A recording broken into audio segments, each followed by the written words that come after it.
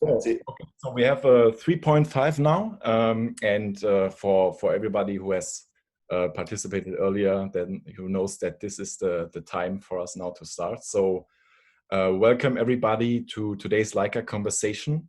Always, as in the last couple of sessions, impressed how many people are actually participating now. We have a poll here where you can see who's everybody from Singapore, Malaysia, Philippines, Indonesia. So hello to everybody from all around Asia Pacific and maybe also from other parts of the world. And welcome. As always, if you have questions in between, please feel free to use the chat box, and also please stay muted during the session. And today's topic that we are going to talk about is something different than what you've seen before, because the focus on the sessions that we had earlier was on reportage photography, documentary photography, street photography also, black and white. And today's topic is about fashion photography, actually, which is something quite different to what we have seen before. And today's guest is a professional fashion photographer. He's currently based in Australia, but he has also done a lot of work in India also, and has also done a lot of things for Singapore and Asia Pacific. And welcome everybody, Darren Centofanti. So a little bit of an Italian impact in your name already.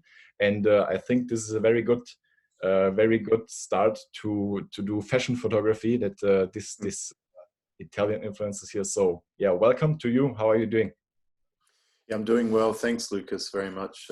It's nice to be here. It's interesting to be in an audience of people, but yet sitting in your own space alone, isn't it? I guess it's a sign of the times.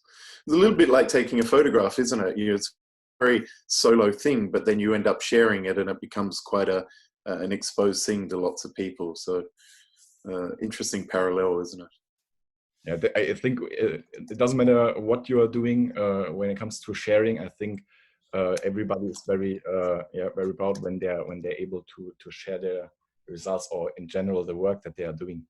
So Darren, before we start to have a look in your pictures, maybe a little bit of background information. I know that you have first started your, let's say, studio career when you were 15, right? So you have basically your whole working life you have been in a studio. Yeah, that's right. I was interested in photography at a very young age, ever since I was a kid, really. And by kid, I mean kind of 3 or 4 years old. Lots of photos of me as a kid with cameras in my hands and stuff. I think I just like looking through a box at life, and I really enjoyed looking at things when I was a kid and thinking that you could keep them forever with a camera. So when the chance to get into high school came along and there was photography lessons, I was really into all that. And in Australia, during high school, you have what's called a work experience program, where you go out and you spend a week or two every year in a professional workplace of your choice, which is a great opportunity, because when you're in year 9 and 10 and 11, you're trying to work out what you want to do with your life. You get the opportunity to go out into the workplace and see what happens. So I did that with photography, and I was sold very quickly on what I wanted to be. I kept going back to the same studio on weekends and school holidays, and they offered me a job when I was in year 11. So I finished year 11 with the blessing of my parents and my grandparents and everything. And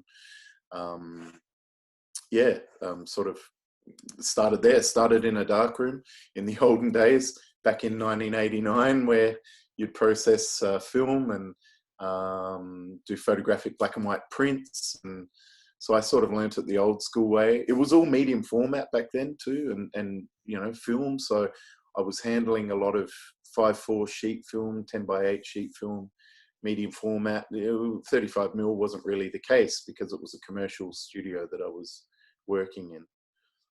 So that's really where it got rolling, man. And I had access to all these great cameras and lights, and I really took advantage of all of that on weekends and after hours. And boom, before you know it, you're off. Lucky for us. So now that it turned out like this, so that we now can have the session with you and do the sharing. So yeah, let's jump right in into the topic. So main topic is framing fashion today, and I think it also includes commercial photography. So can you explain, when having a look at that picture, a little bit where is let's say the difference of fashion photography, commercial photography, and because you know all the topics that we have seen before, I think a lot of our guests can relate to also, because yeah, they are also doing photos and street photography, for example, but working in a studio environment or in a professional environment for commercial, etc., is something maybe that only a few people have ever experienced. So yeah, let us join on the background of this one. I think one of the points you brought up there was very interesting with commercial work, because commercial is very broad, and as photography goes, photography is sort of a mix of two passions. You're passionate about photography and cameras and lighting, but you're also passionate about something else, because there has to be a subject matter. So your subject matter is generally your second kind of passion. So when it came to commercial and advertising, which was my realm growing up, and certainly as a kid, I grew up in commercial advertising photography, but I was very interested in fashion and the aesthetics of things that were fashionable. And let's get this right. Fashionable things are not always garments. Sometimes they're sports cars, sometimes they're soft drinks, sometimes they're makeup, sometimes they're a mobile phone. I mean, fashion is a very broad scope, and I've always believed that. So when it's come to commercial and advertising work, I've always sort of pitched myself as somebody who shoots fashionable images, because it's not just working with models and understanding garments and styling. It's broader than that. I mean, even the interiors of houses are fashionable, aren't they? So to have good fashion aesthetics means that you have an eye for, you know, colors and textures and graphic details that are eye-catching. It's fashionable has to be eye-catching. You know, it has to grab you, it has to entertain you, it has to sort of whet your appetite a little bit. So I am a fashion photographer. I shoot fashionable images. It borders on glamour sometimes. And certainly what I tend to show people on social platforms is very glamour. No one wants to see advertising on social platforms, but my ad work is always quite sort of clean with a bit of an edge. And this is a good example of it. The number plate suggests when I did the shoot, I think it was 2009 I did this shoot, not 2010, but I was shooting a denim range for the 2010 brand. And this was the very first shoot I did with a Leica S camera, because I'd been really waiting for a self-contained medium format camera. I'd been working with Mamiya RZs since I was 15, medium format. And you know, we got into this digital age, and all these cameras were coming out at 6 megapixel, 8 megapixel, 12, 14. I stuck with my Mamiya RZ for a very long time, and I was putting digital backs on them to capture. But I was really waiting for a really good self-contained medium format camera. And I'd always dreamt of getting into Leica, but like, it's just a dream, isn't it? You know, when you're a younger photographer, you're making money, but it's the ultimate camera to own. And I think it took me a fairly long time before I realized that I was sort of worthy of getting into it. And certainly when the medium format S released, I was all over it. I mean, that was the opportunity to step into medium format as a self-contained camera. Certainly a very good camera, weatherproofing and all that sort of thing. So this is the first shoot I did with the Leica S2, which was released, I think, I bought it in 2009. Yeah. I shot this in Ladakh in India, in the Himalayas, and it looks photoshopped, but it's not. It's just fantastic planning and timing, because we had really bad weather, really, really bad weather. In fact, the first 2 days were washed out. And so we basically compressed the 4-day shoot into 2 days. But we were sitting there and watching the clouds moving so fast. And when clouds move fast, you know you're going to get a hint of sunlight at some point. And what I did is to light this guy up, so I had a consistent light on him at least, is I had a big screen to the right of camera, and I had a big sort of Bowen's monoblock light, which is about a 2000 watt light, very, very powerful. And I put it in exactly the same spot as where the sun would be, so that if the sun did come out, the screen would have shielded him from getting the harsh light. But if the sun didn't come out on him, I was still able to pop the flash through that screen and replicate the same angle of the sunlight. So that's how it looks so real, in a sense, that the lighting is all accurate. And then because we're up in the hills, you get little spots where the sun hits and where it doesn't. I was very thankful that it popped out in this particular time. We sat there and waited for it. Experience tells you these things, to be honest, when you got wind and weather and all that stuff. This was also the first thing when I saw that picture. I thought, like, it looks quite natural for a commercial shoot. One thing I'm really interested in, let's say if you compare yourself to a street photographer. I mean, a street photographer has the advantage that whenever he feels like, he can grab his camera and he can go out and shoot whatever you want. And you cannot do that. You always have to put a lot of preparation in it, and always also have to use a lot of equipment when it comes to light and all these things. So what makes you decide to only focus on this category of photography? Because maybe the job would be much easier if you only do street photography. Because I work with clients, ad clients, commercial clients, people who want to produce images to sell product, they pay pretty well to take those pictures based on the fact that they're banking on selling a lot of product as well. So you've got to get it right. Like, you can't afford to muck it up. So you take certain things out of the equation often that are going to get in the way of you succeeding the best result. So as commercial photographers go, you have backup plans for everything, and you tend to enter into things where you're not going to fail.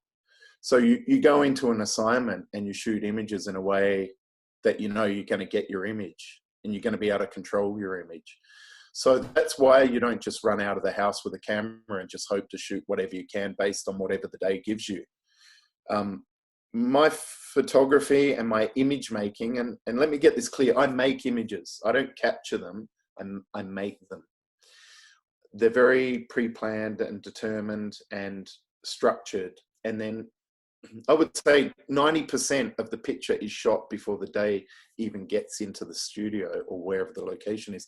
And then that extra 10% is the spontaneity that happens in front of camera, because you need that, otherwise it looks stiff and horrible. But yeah, I can't think of any other way to shoot an image apart from really planning it so that it looks perfect. Maybe it's a control thing, Lucas, but it's also a safety thing. If you control it, then it's not going to backfire on you.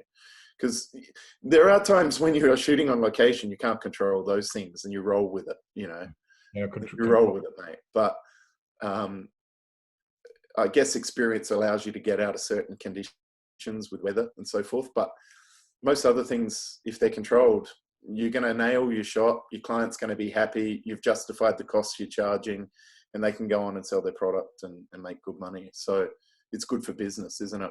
I think that's partly why you got to use good gear. I use Bowen's lights. I find them very, very dependable. And the same with the Leica stuff too. You know what I mean? Like, it's built like a tank, and it's high quality. If you're going to invest money, you just invest it in really good stuff that's going to back you up and not fail halfway through something. Besides of the, as you mentioned, besides of the things you cannot predict or you cannot control, for the things you can control or you prepare, how much time you approximately spend when you get hired for a shop in all of these preparations before, let's say, before you even get to the shooting process itself? That's hard. That's hard to answer that. You can't charge for all of that time either, because sometimes it's days and hours, and it comes to you, the more lead time you have, before you produce an image, the better. Because sometimes an idea comes when you're in the shower. Sometimes it comes when you drive in the car around the neighborhood. So it's really hard to put a time frame on it, but it's good to have a bit of time to think about things. If you have to do things quickly, you can, and certainly working as editorial and all that, you can think on your feet. But when it comes to being really clever and making really great eye-catching imagery, you do need time. I can't tell you how much. It could be one day, it could be a week. The more a client can give you, the better. When it comes to shooting for yourself, you only shoot something when you are ready. This image is an interesting one that's on the screen. I shot this in Germany when I was shooting in the Leica studio at Photokina. And this is a really good memory image for me. Like, I think images... 2014, 2016? No. Maybe 2014 or 2012. Maybe 2012. But when it came to putting images together today, some of them I put in were good memory shots, because I think as photographers go, you've got hundreds and thousands of great pictures, but what makes you choose 10 or 20 to put together? And often you choose good memories. So this is in there because of the opportunity that I got through Leica Singapore, actually, to go to Photokina, which was just brilliant. Brilliant opportunity. I shot a Puma campaign in the studio. And then after I'd finished that campaign, I then shot a series of these images just to test out the lights. And it was a studio that was set up where the public who came to the Leica photo booth in Photokina could see the shoot going on. So it was sort of nice to work in a really great studio that was like a studio, that people could see, and then produce an image like this was lovely. So yeah, I think sometimes when you choose images, they may not be the most technically brilliant images, but they bring back good memories. And as photographers, that's what we've got, isn't it? Our photos bring back memories, and that's the trophy. That's why some of these pictures are trophies, because they bring back good times. It's funny, I didn't know that, because maybe we have already met in person before, because I was also at the Photokina 12 and 14. And I think 14, I was also handling the studio environment with, I think you maybe know Tony Felsner, the product manager for the S system, and Oliver Vogler. So we did all that setup for the studio environment. Yeah, yeah. I'm pretty sure it was 2012, but man, my memory, I don't know. I'm better at talking about pictures and remembering dates, I can tell you that. Coming back to the job approach. So how does it work? You always get approached from advertisement agencies or whatever to deliver a specific job, or is that also something where you think about sceneries and things like that, which you try to sell afterwards, or do you always get the input from outside? Yeah. Okay. Again, that really varies too. There are times when, actually the best way for me to answer this, Lucas, is this has changed over the years. In the early days, an art director or a client would come to you with an illustration, and they would ask you, they would give you a rough illustration that they've drawn out of their head. Mm-hmm. And a lot of those details were left up to you to decide with your own aesthetics, because there was only so much that a client or an art director or an ad agency person could put together in a sketch.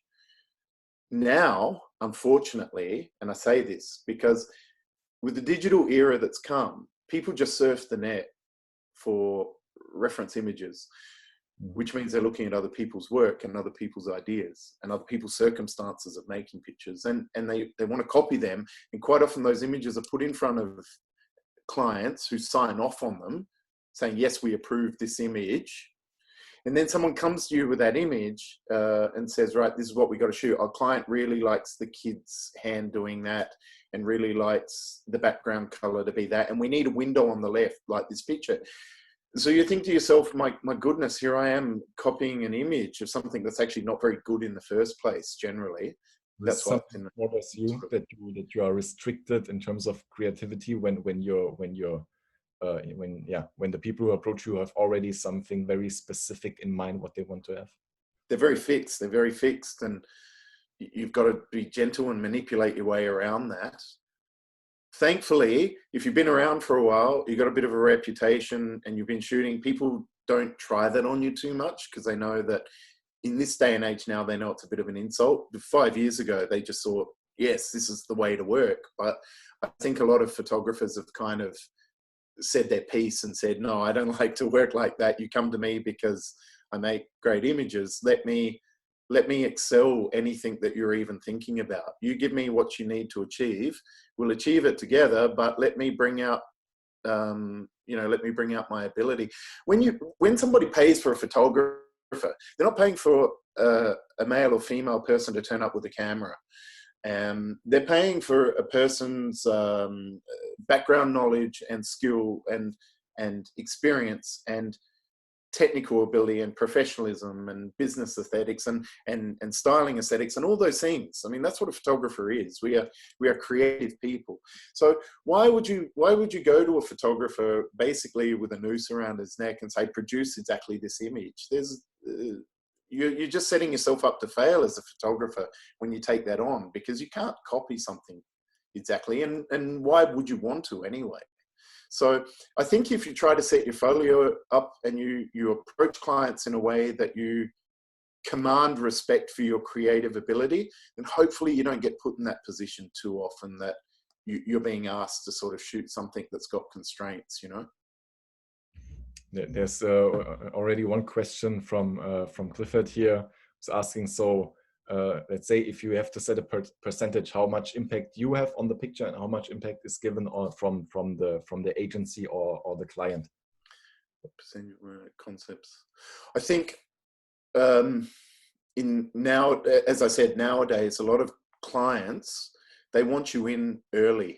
They can see the advantage of using you to come in at the early stages of a concept or an idea and add to it. And you respect those clients because you know they're the ones that are bringing you in because of your ability, not just using you to get something done. So I would say from agency and direct client, you know, where you're coming in and working with your own creative or really inputting, I would say at least 60 to 70% at least. And then like this shoot here, I was given an absolute open brief by the film director here. They hadn't even shot the film yet. I was shooting the publicity stills images for a film they hadn't even shot yet. So I had to manifest these ideas without even a film being made. How's that? Boom. But that's how it works in India. Like they like to get the images out in the media and get investors excited from the stills images so that they can go and make the movie. So this image, which ended up being the movie poster, was shot before the movie was even started. So there was no real brief. There were some reference images given to me from the director, which I don't think any of the images I shot ended up very close to that. But they loved the picture because they gave me that space. You have to command that, don't you? Otherwise, why are you charging the money that you want to charge? This picture is amazing, honestly, because not only of the person, it's the background that fascinates me, because it seems like world is going down behind him, and they have these explosions and things like that. So there must be a lot of preparation and effort in this one. There was a lot of smoke, and we shot the shrapnel and stuff separately, and then it was worked on computer by a very talented Indian gentleman who put it together as a sort of overall image. But I would say 85% of it was shot, like was in frame. This one is also a really good example to talk a little bit more about the gear, because the next one we will see a zoom in, and you have mentioned earlier that from the very first beginning you were addicted to medium format. So why medium format? Are you not able to achieve the same results with full frame? Isn't this a great example of Leica lenses and and the Leica S. The first image that you showed just before was already cropped a little bit, and this is 100% crop of that crop. So it's actually, this is not 100% crop of the original raw file, but I thought I must show this because I'm very passionate about medium format, because it's really all that I know. I do shoot 30, I do have 35mm, and I have shot 35mm, but the thing with medium format is you look through the lens and you are part of the picture. You are in the picture. It's a different feeling than picking up a 35mm, which is small, and the peripheral vision of your eye ends up wandering because it doesn't go into the eyepiece. When you look through a medium format camera, particularly the S, you go right into that lens. I mean, you can't see anything else. You just sunk in that image. And when you are making pictures, and sometimes it takes a whole day to build a set to make a picture, you want to get lost in that image when you're making it. Now, that's one reason why it's great to shoot medium format. But when you look at this result, you know, a lot of clients of mine do huge billboards and banners in India and the sides of buildings, and you never know where your picture's going to end up. I mean, it could end up 3 or 4 stories high, you know, in size. To be able to get this sort of detail effortlessly just by focusing the camera, it's absolutely brilliant. A lot of people get caught up on megapixels and stuff like that. You know, this was shot with the 007, which is a 38 MB size file, raw file, 38 capture, 37.5 capture. It's not about the MB. We used to shoot 14 MB size files for beauty back in the days when digital was coming out. And even those pictures were getting blown up to the size of buildings and looking great. What matters is really anything over 30 MB. If you frame your image according to how you want it, then you don't need to crop it much. You shoot through a great lens. That's what we're talking about here. You need great lenses to really achieve the best results out of your digital. You know, it's all well and good to have 100 megapixel, but if you're shooting it through a crappy lens or a substandard lens, what's the point? It's the same if you have a big motor and then the shitty tires, you cannot bring the performance on the street. But I would like to go go back on that medium format approach, because you said the medium format is that you, when you're looking through the viewfinder, you directly see what you get. You think this has something to do in fact that, for example, the S is a DSLR, so that you are looking through an optical viewfinder and not an electronical viewfinder? Because this is, I think, currently the main topic, while we are going from that DSLR area to mirrorless. It's a new style, isn't it? I mean, it's photography is evolving, and all these tools and changes are, you just have to roll with it as an image maker. You just have to go with your comfort factor and what fits your style. I see people working off the back of screens with mirrorless, and they sort of use the camera here and they work from there. But the whole world is around them, and I would get very lost working like that. I think that's what's, you know, there's many different ways of shooting, isn't there? And I'm a bit old school. I've been around for a long time, so I love to look through the lens. I love to look down the barrel. I love to be part of the image when I'm making it. I love to see the detail, and maybe it's a good chance for me to hide behind the camera so I don't have to put up with everyone else around me, Lucas. Maybe that's what it is. Regarding the lenses and the beauty of a good lens, there's one question here from Mita, who's asking, what is in your opinion the best lens to shoot? Is it the 100 millimeter, 120, or 180? Yeah. Or would you even recommend? You said it. Yeah, they're all good. They're all good for their own reasons. If you're talking S system, of course, you know, the zoom lens is really good for anything that requires you to shoot stuff that isn't kind of fixed, and you don't need that extra speed of aperture. I think it's a great lens because it's great for architecture. It's great if you're shooting weddings all those things. I mean, I don't shoot weddings and architecture much, but I do have that zoom because I just think it's a gold lens, and it covers kind of 3 lenses.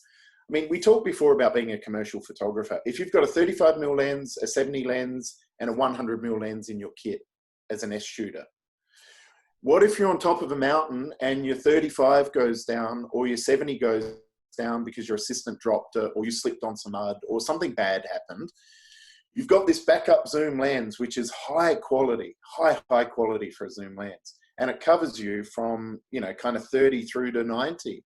What a great backup lens. You know what I mean? Like, it covers you for a good chunk of what you need. So if you're a serious commercial photographer and you're getting paid dollars to fly here and fly there, and you land at that location, you can't have anything go down on you. And you need backups of everything. You need 2 camera bodies, you need 3 lights, you need 2 of everything.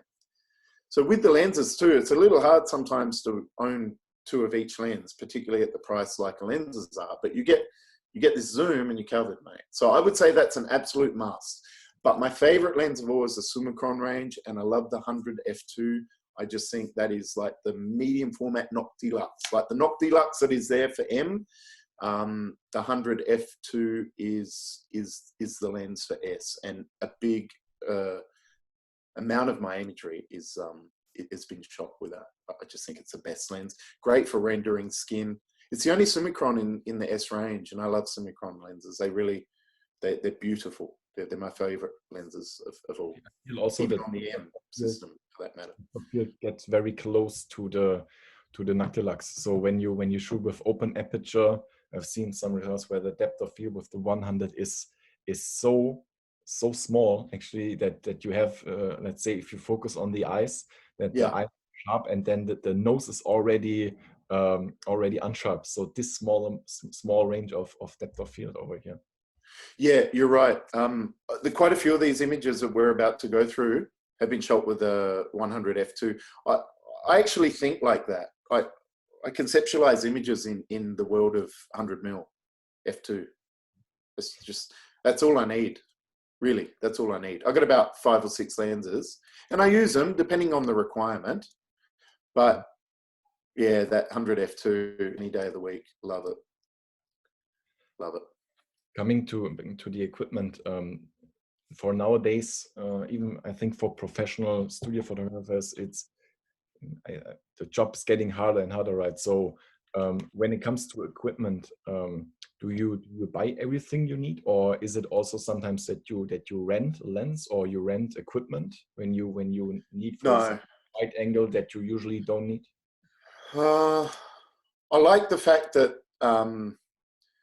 there are opportunities out there to hire cameras which allow you to perhaps test them before you buy them, like really test them.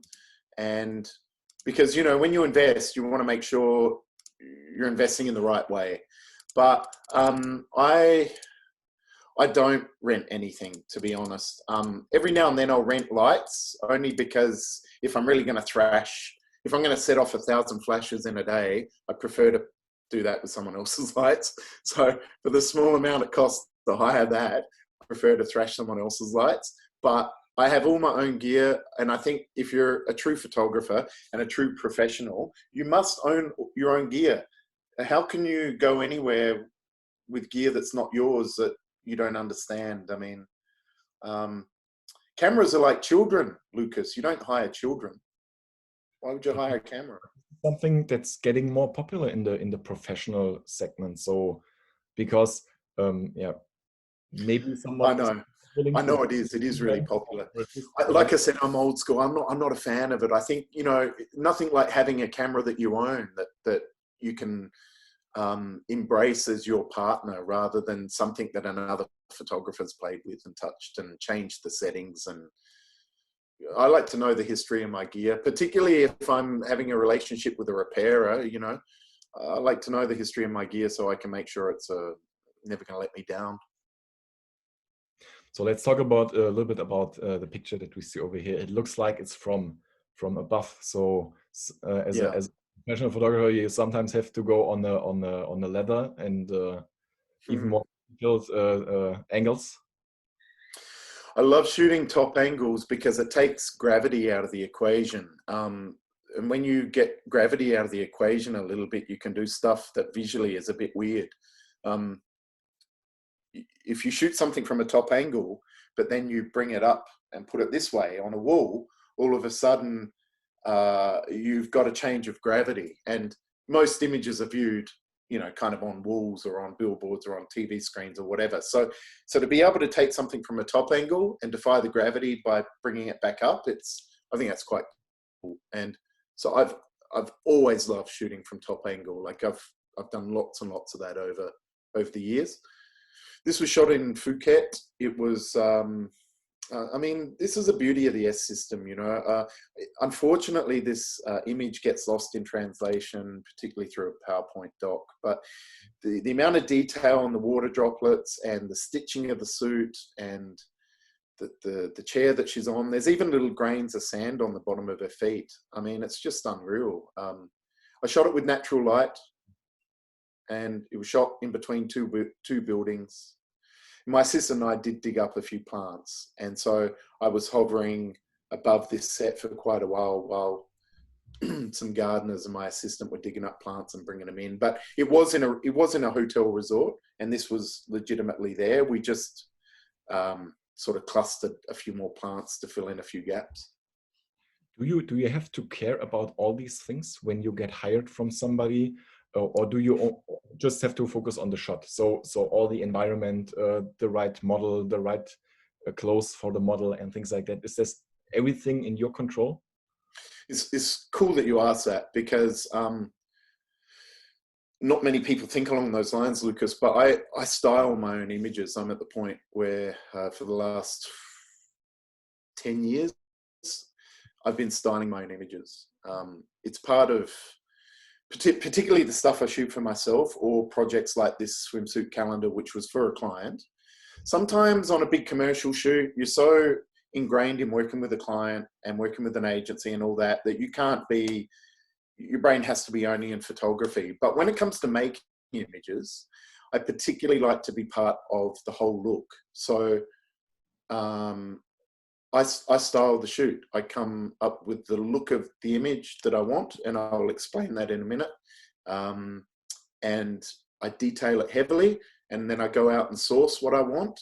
And I bring a makeup artist in, hair and makeup person, just to be the person that touches the model and moves things around. And I don't do hair and makeup. And obviously I bring in a model, and quite often a lot of the shots I do, I have an assistant. But you know, quite often the shoots I do just have a hair and makeup person and a model. I don't like too many people around, and I just think it's more fluent and quicker and easier. And I've got ideas. I want to capture them. I don't want to sit briefing other people and hoping they get my idea. So quite often I just do as much as I can. That's why I style. I enjoy the styling thing. It's fun. I think that's why I like fashion photography, you know. So let's go on to your next one. And I see some people have joined us a little bit later. So welcome to everybody who already came in. And we are today talking about framing fashion with Darren Centofanti. And there's one question here, which came a little bit earlier from Alex, was asking, he often is the term portrait and fashion portrait. And I think this can maybe be a good example to explain it. So what is the difference between a portrait and a fashion portrait? Gee, that's a hard one to answer, really, because I don't really categorize the images that I shoot anyway. They're fashionable images. They can, I mean, this image was shot for Novotel Hotel. Novotel Hotel is not a fashion brand. They deal with hospitality, of course, and this was an Indian client. And they wanted to suggest that they shoot all forms of weddings, not just Hindu weddings, but Muslim weddings and these sort of things. So this is a commercial image, but it's a portrait, and it's a fashion portrait too because of the detail. I'm not sure where the line is for all of that, to be honest, Lucas. I don't know. What's the difference between portraiture and fashion portrait? Maybe the aesthetics, maybe the person who shoots it and what they put into the image, and therefore when it's viewed, what that vibe is out of the image. Maybe that's what makes it fashion versus a standard portrait. Definitely styling and accessories and texture and colors distracted a bit from being a straight portrait. A straight portrait is often about a person, whereas a fashion portrait is often about the detail around that person or on that person. Is that the right answer? I think so. Yeah, sounds good. Sounds quite good. I'm curious, what is the client usually doing with the results that you deliver? Is it for big print, so that you have to deliver very high resolution, or do they use it for social media, or what else? So, because I think nowadays maybe the print section gets a little bit down, because the print is not so important anymore, right? I think, yeah, you're right, mate. Yeah. Well, the world is digital, and going forward is digital. And I think a smart photographer would keep an open mind to every media usage that's out there. So when you shoot now, you just assume, you should assume the client's going to put it on a billboard. Because if you do, then it works for everything else underneath. One thing that I want to state too is that I think it's very, very important nowadays that photographers shoot horizontal. Like everything you shoot should be horizontal, because the megapixels are there, and a horizontal can always be cropped into a vertical, but a vertical can't be cropped into a horizontal. And the future is horizontal. I mean, the screen we're talking on right now is a horizontal, unless you're on a mobile, but even mobiles, you turn them now and they become horizontal. TV screens, cinema screens, billboards, everything's horizontal. A smart photographer, even if they're given a vertical brief and a vertical output for the image, will still shoot it as horizontal, because I guarantee you at some point that client's going to turn around and go, oh, we want to do a website banner now and we need a bit of footage left and right of that image. Did you happen to shoot a little bit left, a little bit right? So if you are shooting horizontals, you can stretch it, you can add it. It's just smart business practice to be shooting horizontal. And I tell you the other thing too, which I think is a bit quirky, but if you get a 70mm lens and you shoot a vertical of it, it becomes a little bit wide, a little bit. You shoot a 70 horizontal, it becomes quite telephoto. So if you shoot a 70 vertical, and then you shoot a 70 horizontal, but then crop that into a vertical, you're literally getting two lenses out of your 70. How's that? So you always shoot horizontal, no vertical anymore.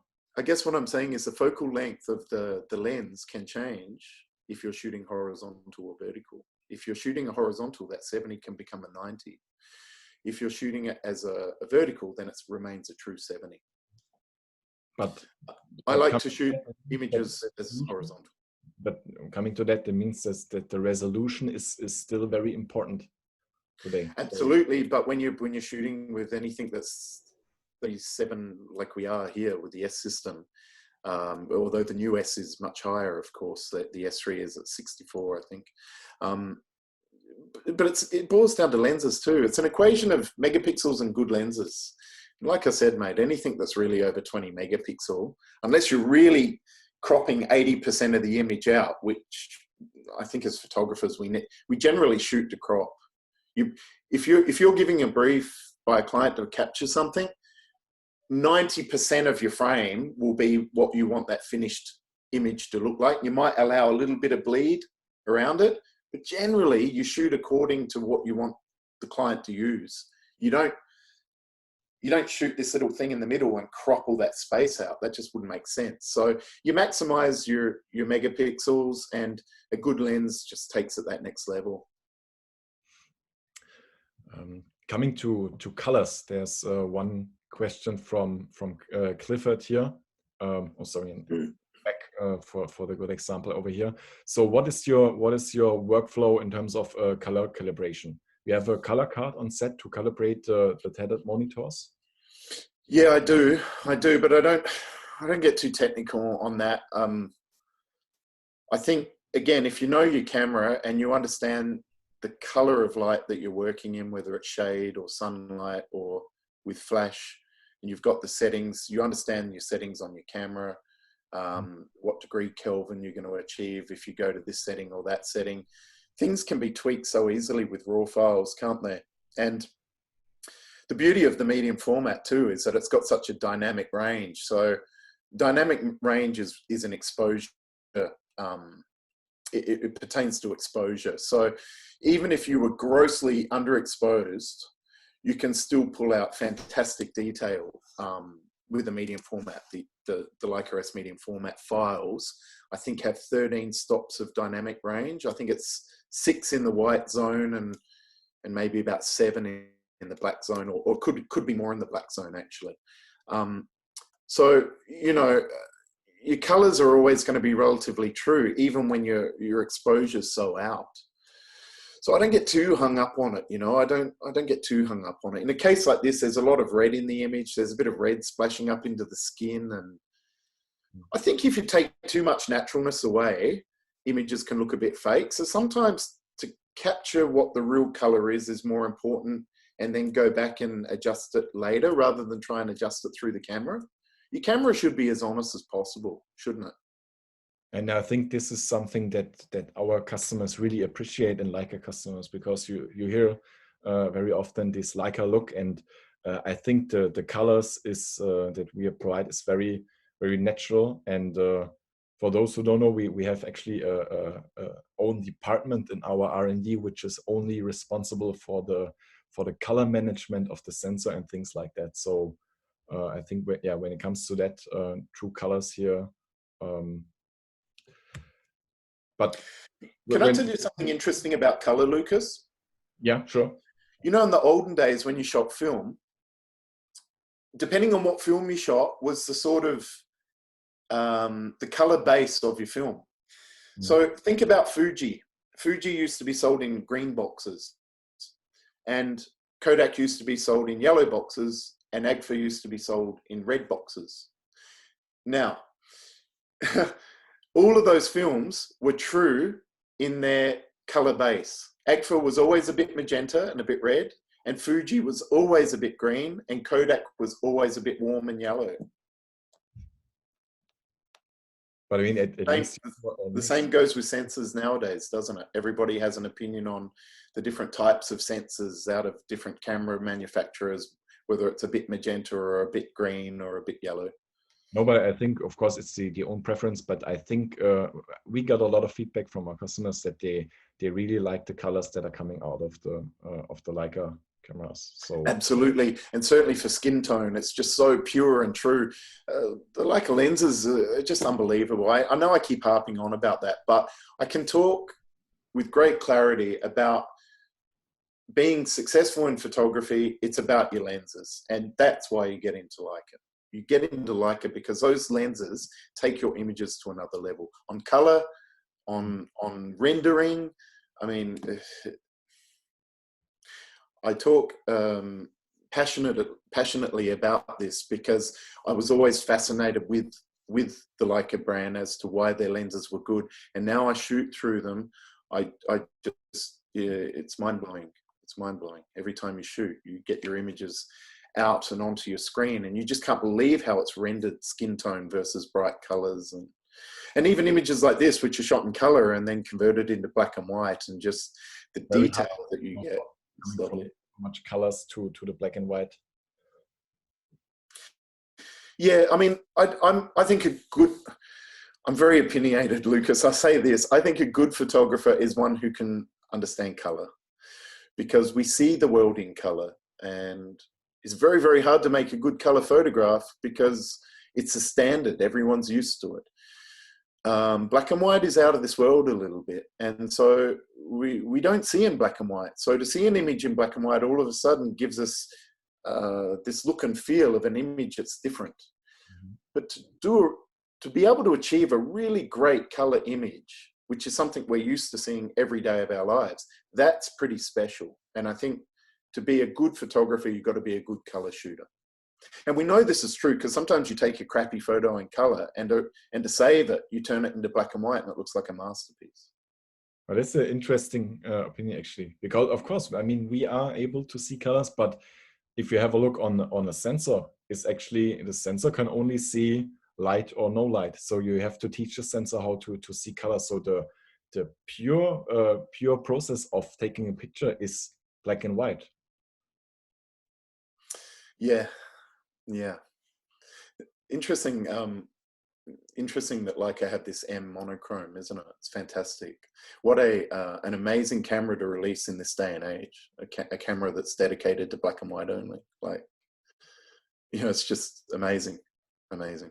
I can remember very well the feedback when we first brought the first M monochrome, which some people like, guys, are you crazy to bring a camera that is only able to shoot black and white? And say yes, this one is only able to shoot in black and white, but this one the camera does at its best. So is that a big part of your job you nowadays? So because there must be a reason you have included this this black and white picture over here. I think color can be, touching on what we said before, color can be quite distracting, and it can sometimes take your attention away from the idea of the picture. If you don't get every color right in that image, one small pop of color can destroy a photograph because it can attract your eye to that space, and it's not what you're trying to say. Now, when it comes to styling, you can't always find the colors that you want. And yes, you could spray paint things, but you can't always find the colors you want. In this case, in this color image, it was shot against a blue sky. It was a dusky Indian model. So she had sort of goldish skin. She had blue behind her. She had black. The earrings had red and green and gold in them. It was just, the colors were a bit much. They didn't capture the essence or the romance of the look of the styling. The colors were just too much. You could desaturate the colors, but they were still there. So I think black and white is a really good tool when colors just tend to distract you from the story that you want to tell. And that's when I lean on black and white generally. But your decision is made afterwards. So No, it was made before. Then you say like, okay, this picture doesn't look right in color, or it's too colorful. So then you convert afterwards. No, I knew before I shot this that it was a black and white picture when I was conceptualizing it. Yeah. I wanted it to look old. There's one question here from Jojo Gloria, who's asking if you have any recommendations regarding light triggers with high-speed sync capability, but for SL and M. I mean, you're shooting with medium format, so are you familiar with SL and M, or otherwise we need to forward that question? So light triggers meaning the pocket wizards and those things? Yeah, so he's saying like light triggers with high speed sync capability. So when you're shooting in high speed. Well, it really boils down to the flash speed, doesn't it? Like, you could still have your camera set up at 60th of a second.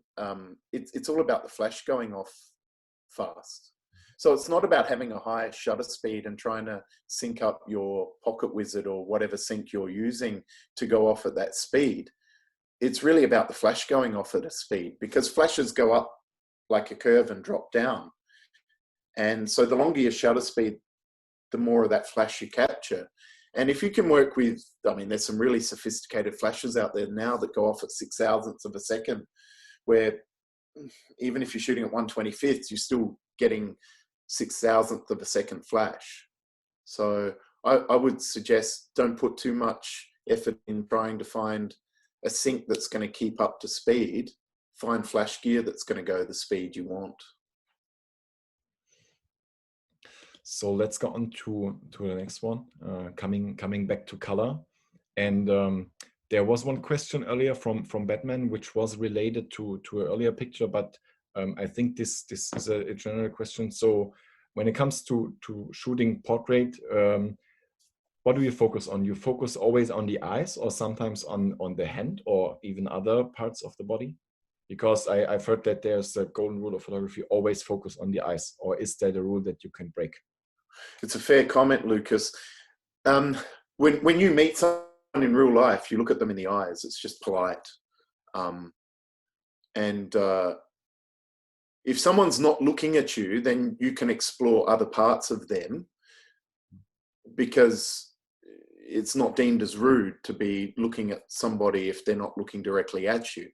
So in a case like this, the model's not looking at camera, so you feel comfortable to explore other parts of the image because that direct eye contact's not there. Whereas if she was looking straight at camera, the first thing you'd do as soon as the image came in front of you is you'd look at her in the eyes, because that's just polite. That's just what you do.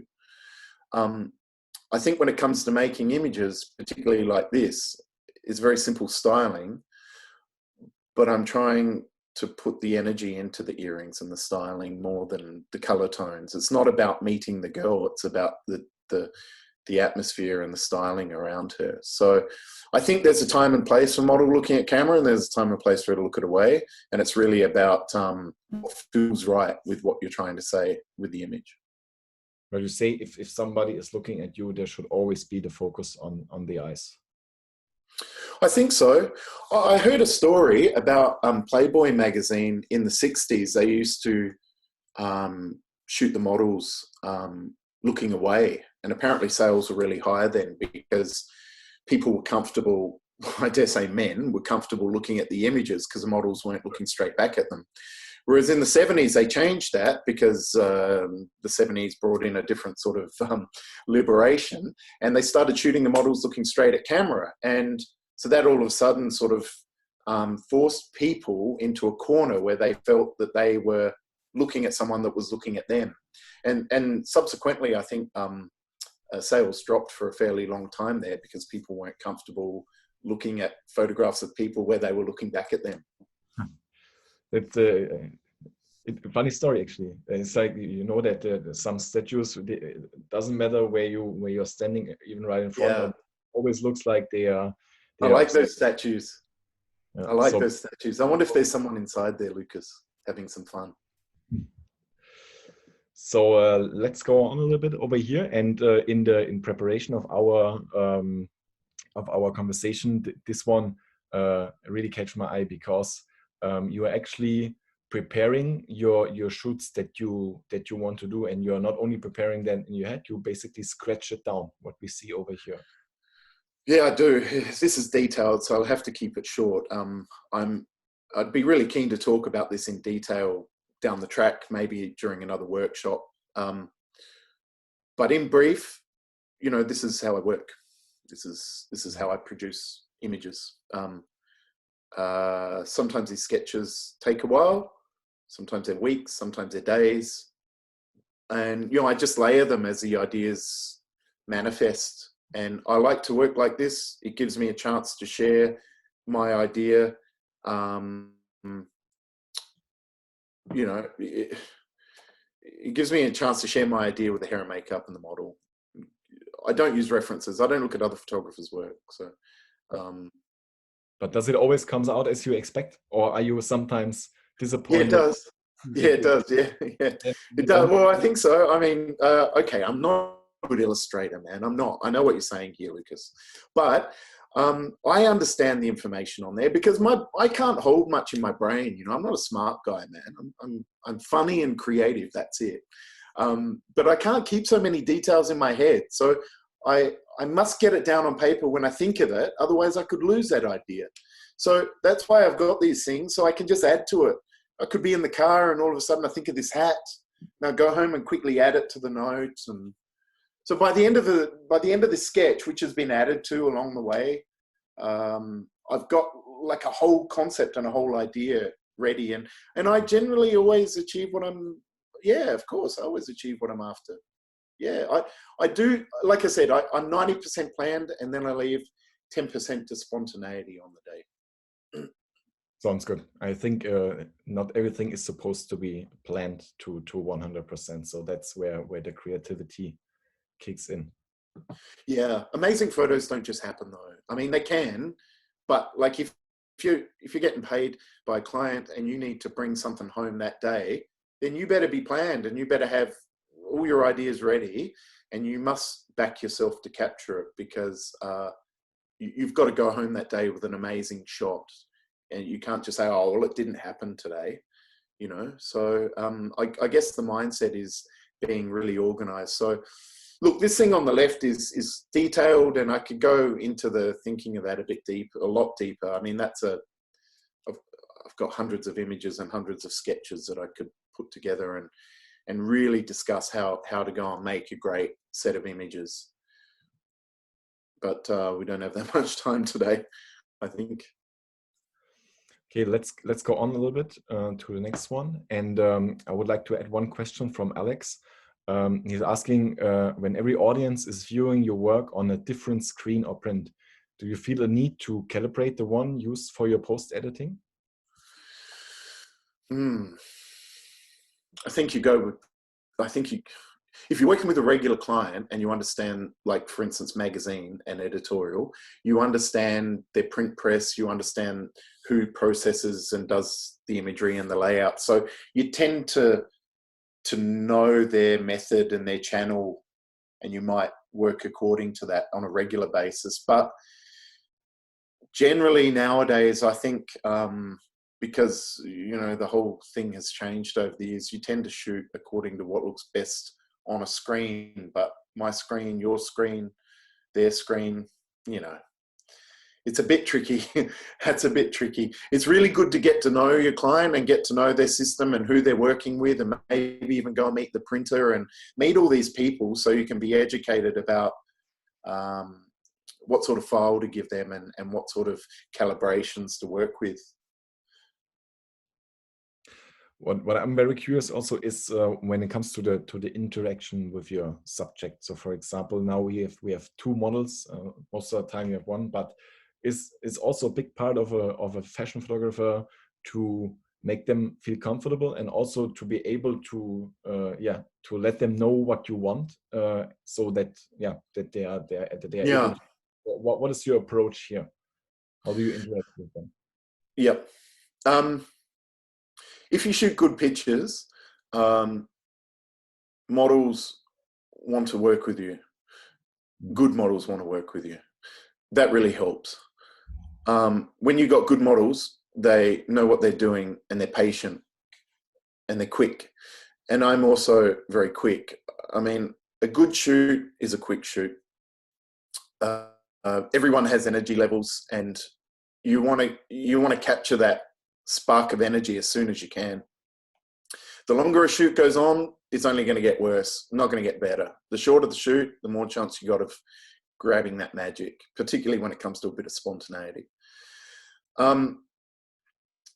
I really heavily direct the models, because I'm the one looking through the camera, and I know what I want, and I see things. I see everything.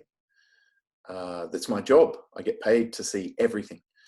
So when I communicate with a model, particularly in a case like this, her finger's a little close to the mouth, I say to her, the thumb on your left hand, move it to your left. Make it very clear to her that it's her left thumb on her left hand, move to the left. I'm very direct. And I talk a lot, as you know, mate. I talk a lot. But the thing when you shoot, models don't want to hear a vacant, quiet room. They want to hear a model. They want to hear a photographer who's giving them compliments, who's telling them, yes, that's great. They want to hear the camera going off. They want to see the flash going off. The minute everything goes a bit quiet, there's no flash and the photographer's not communicating, good or bad, they wonder what's going on. They wonder if everything's okay. They start to feel a bit insecure. Maybe they're not doing a good job. All that sort of garbage comes in.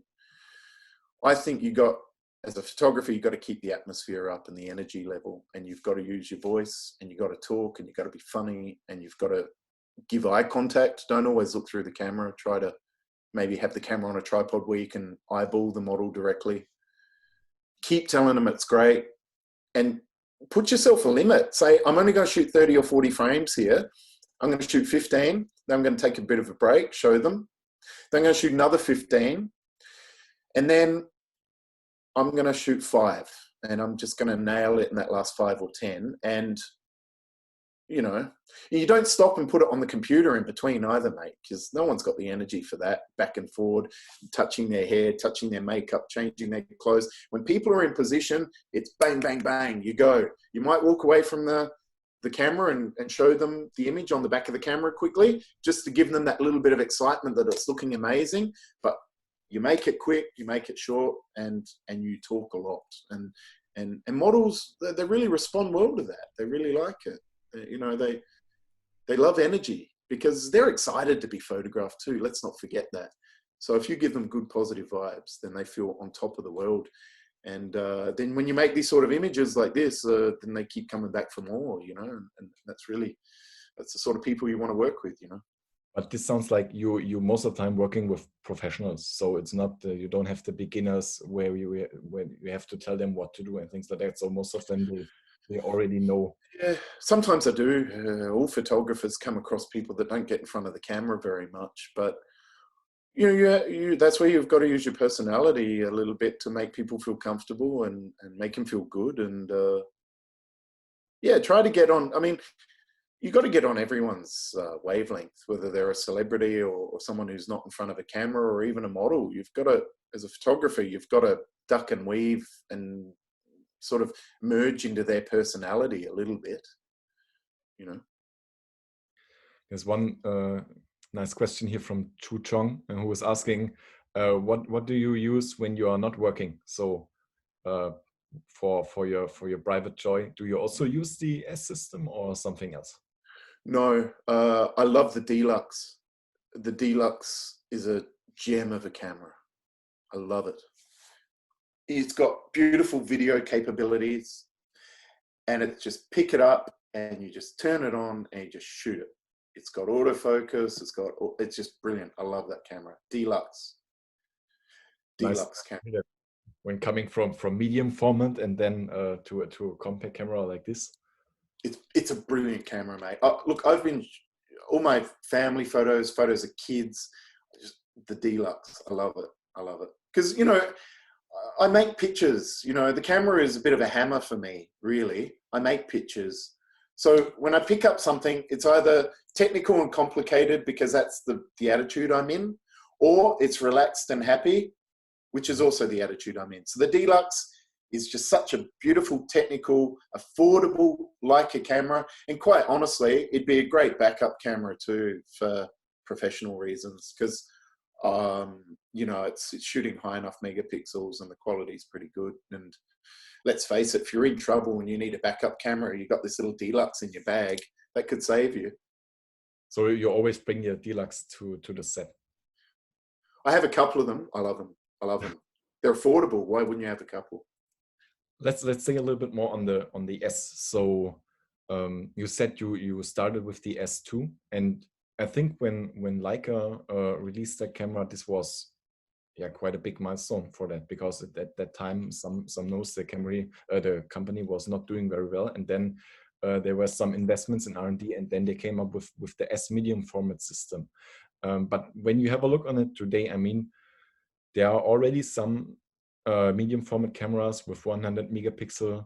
So why is it still the S for you? Why don't you go for a 100 megapixel body from another manufacturer? I think the beauty of Leica, and hats off to them, it just goes to show how confident they are, is that they allow adapters for their lenses to go onto other bodies. So yes, I could go and buy other cameras that have more megapixels, and I could take the Leica lenses and put them on those. I could. But, you know, if you're shooting through Leica lenses, then it makes sense to be shooting with a camera that's made for those lenses. The S is a phenomenal camera. I mean, I've done workshops even in Singapore and China, and where I've poured like a 1 liter bottle of water all over the camera. You know, it's been scary, but not because it's watertight, it's dust tight, it's everything. It's so it's a rock solid camera. It feels awesome when you're holding it. It feels like you're holding a medium format. You look through that huge eyepiece, you're in medium format heaven. It's I don't need to jump ship because of more megapixels, because I'm really happy with what I've got. I don't get carried away by megapixels. I look at the quality of the image and the lens, and the fact that the lens and the body are a marriage for me. I'm not interested in going more megapixels. How much bigger do my pictures need to be beyond billboards? They don't. And I mean, where does it stop? Does it stop at Well, 200? I tell you where it stops, what you can afford, mate. I mean, if you're going to go and spend 20 or 30 grand on a camera, you want to know it's going to be with you for a long time. And that's why I decided to invest in Leica, because I don't see it being superseded, regardless of how many megapixels come out. My investment in the S system is going to be there for a very, very, very long time. And I cannot say that about other brands that keep bringing out different lenses for different bodies, new models with different systems. I mean, I don't want to name names, but I just think like there's some camera companies that do the really wrong thing by the consumer. They just, you buy into the system, and then next year they bring out a totally different system where that lens doesn't fit. And no, I don't like that. I don't like that. I think with the S system, it's obviously cost like a bomb with the R&D and to get into the S, and it's an expensive camera. So that I don't know how many units they move really. I'm sure they move lots. They'd love to move more, but they've really put their heart and soul into the system, which shows dedication. So as a professional, proper photographer, I'm looking for a company who's going to support me with that sort of gear. I have the same attitude. If I'm going to pull 30 grand out, I want to know it's going to be with me for a long time. I don't want to know that 30 grand next year is only worth 5 grand or 10 grand because of a new system. And, you know. Good to hear that. I mean, for us as salespeople, you know, we're working for Leica, and sometimes I feel when we're talking to customers, they would like to hear something from an independent person, and this is very nice to hear that from a professional photographer who is actually working with that tool and is still so convinced about it. Oh, well, I'll tell you the other thing too, Lucas, is when you spend a lot of money on things, you want good service and you want people to respect you. And if you have an issue, you want them to be able to come back to you with open arms. And you know you're going to get that from a company when you're spending money, you know, whether it's a Porsche or a Ferrari, or in this case, a Leica, which is the equivalent in the camera world. You do get that. You do get that. And how can you be professional and have no headaches unless you've got the support of your brands behind you that you're working with, you know?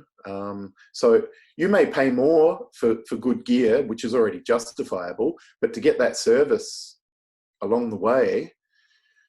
And I've got to say, Singapore service has always been brilliant for me, because when I was based out of India or Australia, I'd always be going through Singapore, and Singapore's such a hub, and they even do like repairs out of Singapore and stuff. So it's always been really great to go in and out of Singapore, get your stuff cleaned, get it serviced. They even offer a system, I think, you know, where if you need a camera, that they'll give it to you while your camera's being repaired and stuff. That hasn't happened to me, so don't quote me on that, but I believe that's there. I think Sir is also joining here, so this compliment goes to you directly. While going on a little bit, you have mentioned the workshops that you are doing. So if somebody here is interested in joining these workshops, what they can expect from you? What are you doing during these workshops? I come with 30 years of experience. There's a lot of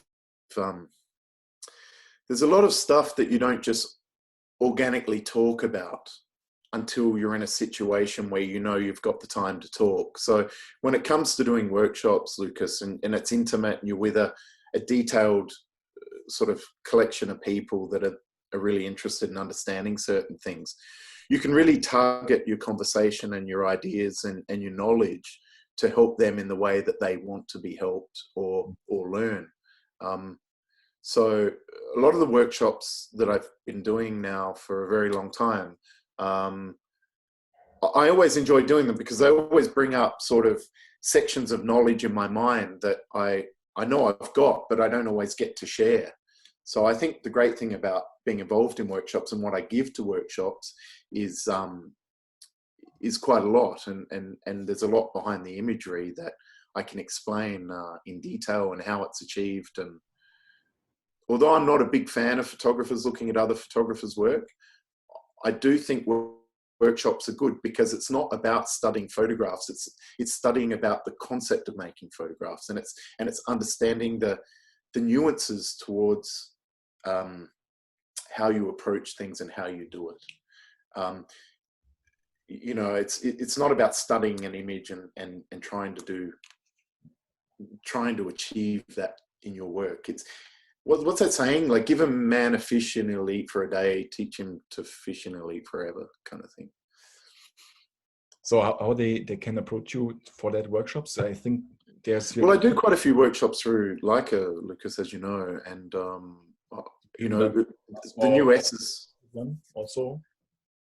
The new S is the S3 is been released, although it's very tricky timing. But I do have some things scheduled for the new S3 release, and I'm quite excited about that. So, you know, perhaps in the very near future. I mean, not in the current situation. I think it's very hard to schedule something, but in general, they can approach you through your Instagram or your homepage yeah, if somebody's interested to learn from you actually in these workshops. Yeah, absolutely. And these sort of digital workshops are great too. And I believe going forward, there's going to be a lot more of these that are going to be more detailed to a select group of people who, you know, it's going to be a lot more FaceTime. Obviously today we're talking to an audience that's larger than intimate. But when you do have an intimate team that you're talking with, you can really give that one-on-one time. So I think that's you know, the coronavirus thing's been horrible, the whole lockdown thing for everyone. But in a sense, it's given a chance for the photography community worldwide to be approachable and talk and understand and start to perhaps share a bit more in this sort of way than we ever have before. So I look forward to doing more of that. I would like to go on with another question from Clifford. I have to read this one very carefully. So I think flash sync is a big topic today. So he's asking, isn't high-speed sync useful for outdoor shoot, where a particular shoot at a shallow depth of field in a bright scene, the speed goes up to compensate the factor in the exposure triangle? Where's that question? Let me have a look at that. A little bit upwards, over the link of your Instagram account. Okay. Isn't high-speed sync useful for outdoor shoot where a particular shot at a shallow depth of field in a bright scene, the speed goes up to compensate the factors? And yeah, well, yes, absolutely. Again, fast flash is important, but you know, if you've got movement, like serious movement, then you will still end up with a blur around the sharp edges of your model if they're jumping or moving or whatever. It helps to use flash gear that sits around 500th of a second. You can sync. You will lose some of the exposure if you're shooting at around 250th, and you might even clip the flash. I guess it's about experimenting with flash, and I think sync cords are very good, sometimes better than radio slaves and these sort of things. Sync cords somehow work very, very quickly with flash when it comes to really trying to get in on a shutter speed around the 250th mark. I think that's the best answer I can give. I can't give any direct solution to a problem apart from get your flash speed to go off as quick as you can. Try to get your camera to go off as quick as you can, but check where you're clipping the flash, you know. If you start to clip the flash at 500th of a second, well, you can't be shooting at that speed. But I think Formula One Grand Prix cars go at like, you shoot them at like 750th, 500th of a second. So if it's a person jumping, you probably need somewhere around the 250 to 400 mark. If you can get your flash to go off at that speed, you should be okay. Worst case scenario, you get a little bit of movement around the sharp edges, you might just have to Photoshop it. But that's not a great fallback, is it? I would say sync cables are the way to go. That's what I use. They're much quicker than radio slaves and those sort of things. So let us get a little bit on the topic for the passion. So a little bit back from the very technical aspects. I always know that there's a lot of interest in how somebody is shooting and things like that. But coming back to your pictures that we see over here. So there was some questions earlier because you have mentioned the horizontal shooting, and now we see a lot of vertical ones. So they are all asking, do you shoot always in vertical? Yeah, this was shot horizontal. Yeah, this was shot horizontal. In fact, this was part of a workshop. You asked me before about workshops, Lucas. This was shot as part of a workshop where, you know, it was sort of a scene on a beach, and all the participants were in a position to shoot it in a way that they wanted to shoot it with my guidance to sort of help them. This is the image I shot. But, you know, that really gave the people that were part of my workshop the opportunity to see me shoot something and then use the same space to go and shoot something similar or different, depending on how they saw it. So we were talking about workshops before, but this is a good example actually, because this is how I chose to shoot this image, but there were a lot of other different styles and other images that were shot by other photographers in the same spot. And I think they're probably the best workshops of all, the ones that are a bit more, you know, hands-on. But as you rightly said, these current times don't allow us to be so hands-on, do they? How much time is usually required until you get what you want? So when you get hired for a job or doing a workshop, what is the minimum time that needs to be spent in total for this? To achieve the final result? Yeah. So what was the let's say the shortest time you have achieved your results, and what was the longest time you have worked on something?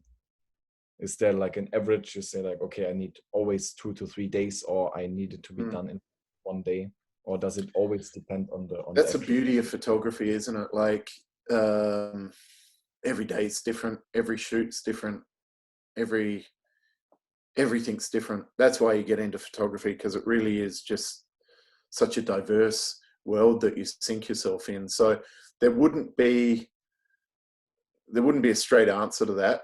But I mean, I've done one shoot which I almost included this image actually today, but it was for Puma, and it was shot of some cricketers, and it was, some of the cricketers were in Cape Town, one of the cricketers was in Sri Lanka, and 2 of the others were in India, and I had to shoot them all in one image.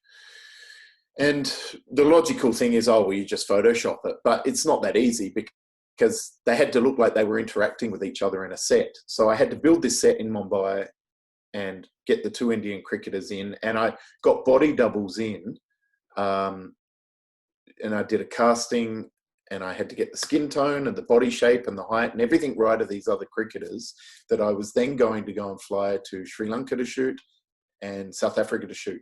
And I took some of the props out of the set and I measured everything, and I went into big hotel rooms, like sort of warehouse spaces, and set up exactly the same set with just a few of the key elements of that set, and then reshot those particular people so that when I took all the images and put them all together, they just married together so easily. Now, sorry to sort of talk so long about that, but that was a 3 to 4 week thing to make one image. Wow.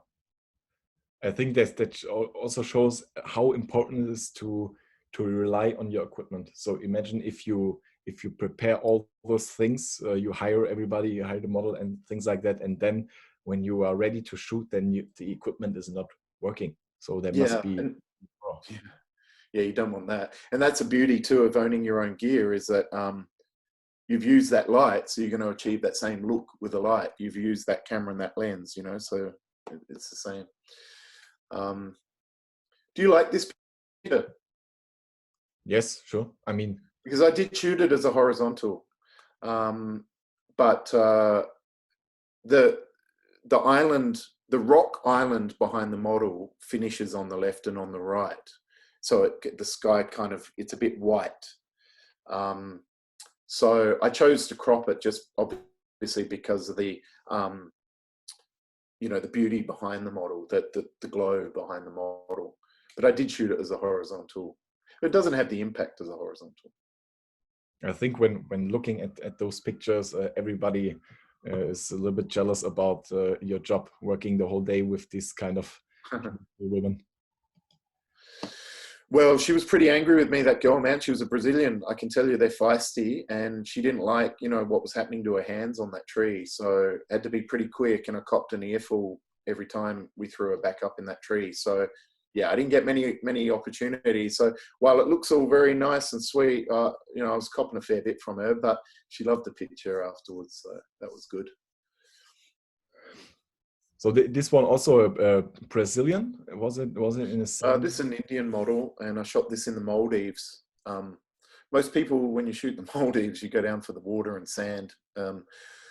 And of course I did, but I found this beautiful colored wool, and I just, you know, I'm really big on colors, Lucas. Like, I just think if you've got a good eye for color and you work with colors really well, then you can make really beautiful images. And we talked about that before, didn't we? About making good color pictures and having the ability to do that. And I think the reason I survived in advertising and commercial and it has been good for me is because I understand colors, and I know what colors to use to make things pop and what makes people comfortable. And it's a personal aesthetic. I can't say I speak for the masses, but for me, I use colors that resonate a feeling and an overall kind of vibe. And thankfully, my personal taste in colors seems to work well for projection to the masses, I guess. That's kind of important in advertising, because you are shooting for people to look at. And if you don't understand color, you can destroy a picture because of it. I just want to say something about the Maldives. You know, the best thing about being based out of India for 19 years was Maldives was an 1.5-hour flight. So every opportunity I had to influence a client, it was, I reckon Maldives would be perfect for this shoot. Pushing the client, let's do the job on the Maldives then. I went, yeah, you bet. I went there probably 10 or 15 times. Why wouldn't you? Do you think that that the job as a professional commercial photographer will be remaining until the next 10-20 years, or when it comes to digitalizing anything where basically a picture or an image can be built also on the computer, you think there will still be the need for a photographer in a couple of years? It will change. It will definitely change. It's already changed. It's already changed a lot. Did lots and lots and lots of magazine editorial in my time, which has helped me achieve a fashionable look through commercial campaigns. But even magazine editorials dying now, and they don't pay, and you really just shoot it because you want to get your pictures out there. And yeah, I do. I am a little worried about the future, in a sense that it's not about quality, it's about quantity now. It's about imagery being produced almost on a daily basis for people to just throw onto a feed, get the viewers and push it out. I mean, when was the last great ad campaign you saw on a billboard? You know, it was a while ago, wasn't it? It's only really the big cities, New York, Tokyo, you know, Singapore, that are real consumer fashionable cities where you're seeing images on the street that are advertising and commercial. You're not seeing it in newspapers. You're not seeing it in magazines. You're seeing it on billboards, but it is slowly dying. It is slowly dying. It's fair to say. We have to be innovative, don't we? Image makers have to be innovative.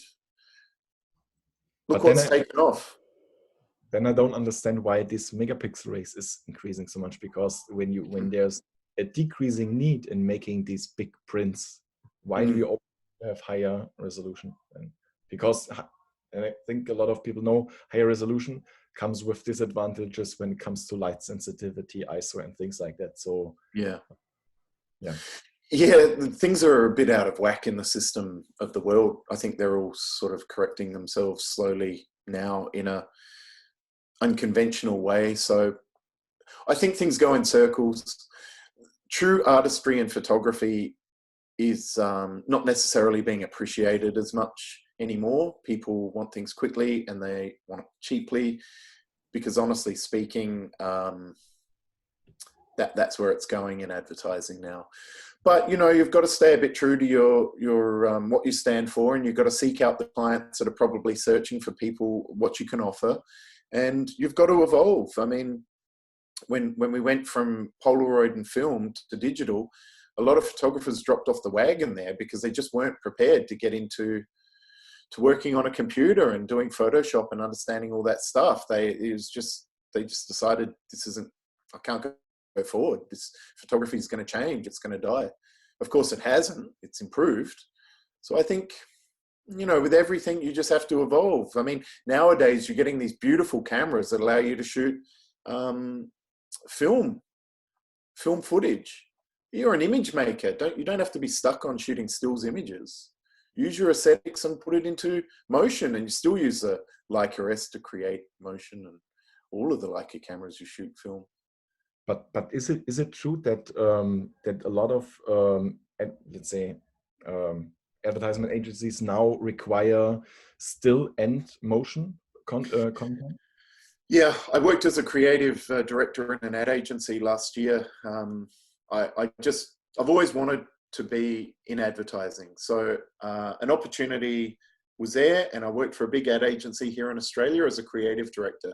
It was fabulous. I was writing radio ads and working with a team of designers and graphic designers and copywriters, and it was just brilliant. I really got to explore my creative realm, but it was very much a desk job, and I had a team of creative people that I had to review their work and constantly kind of, you know, keep up with client deadlines, and clients can be a bit painful. But what I would say was, most of the people I was talking to at that point and ironically handing out shoots to photographers, I would say to them, make sure you shoot film footage too, please, because if we're sending you all the way out there to do a still shoot, we must come back with film footage. And a lot of the photographers couldn't do it or wouldn't do it. So I had to step up and take my advertising hat off and go out and do some of those shoots, because I wanted to start setting up for the client a bank of imagery for the future that their investment would give them. It means if you're going to spend a couple of thousand to go and do a still shoot, why wouldn't you shoot 30 seconds of film footage while you're out there? Give it to the client. They put it in the bank. They might use it in their social media feeds. They might use it next year for a client or some sort of a presentation. Maximize your camera and make money from it, and show your clients what you're worth by giving them that bit extra that they haven't thought about. You're an image maker at the end of the day. So anything you can give them that's along the lines of quality imagery for the future is gold. And if you're not doing that, then you're not maximizing your ability in business at the moment. So try to shoot things as horizontal as much as possible to give your clients that flexibility. And if you are going to the trouble of shooting a campaign, and someone's investing money in you, for God's sakes, press the record button for 20 seconds and give them a bit of film. Or you need to add to your job description not only professional photographer, also professional videographer. So, well, if you're directing, photographers are directors, aren't they? And we understand cameras and lights. So you've got to maximize your skill set in this day and age. We talked before about commercial and advertising dying. That's the way to make yourself more important. Show that you're thinking on behalf of the client, and maximize your skill set. You know, be proud of the knowledge you've got and go outside of the box a bit. And look for the red button on your camera, because that just is a value add. That little record button, that's a value add. So, Darren, even if we have some pictures more to show, as always, we have extended the timing a little bit. So I would suggest that we are going to end the session here and to overwhelm the audience today. So let me say thank you to you very much. It's always very interesting for me to talk to different kind of photographers, and especially this topic today, because for us, and medium format shooting, professional shooting is still a niche thing, and street photography is something everybody can have a little bit of opinion and sharing and experience and stuff like that. So this topic today was very exciting for me. And whoever is interested in learn more about that, please stay tuned about upcoming online workshops from Darren. From Leica. So you will see something in the near future. And Darren, thank you very much. Thanks, Lucas. And thanks to everybody who has joined us today. Thanks for all the messages too that everyone's sending through. It's lovely that everyone joined. A few people I know, a few people I don't know. It's lovely. Thanks everyone for coming on board. Always a good sign when we have so much questions. And I think nobody will get mad when we extend the timing a little bit, because this shows this even in that area there's a lot of interest in over here. Yeah, absolutely. I'll see you again soon. Thank you, mate. Thank you very much, Darren, and to everybody, have a nice weekend. And we have an upcoming session with Alan Schaller next Tuesday. It will be a review session where Alan will review your pictures. So if you're interested in that, please feel free to sign up. And for everything that's related to fashion photography and Darren's work, please stay tuned. There will be something in the near future. So goodbye to everybody. Goodbye, Darren.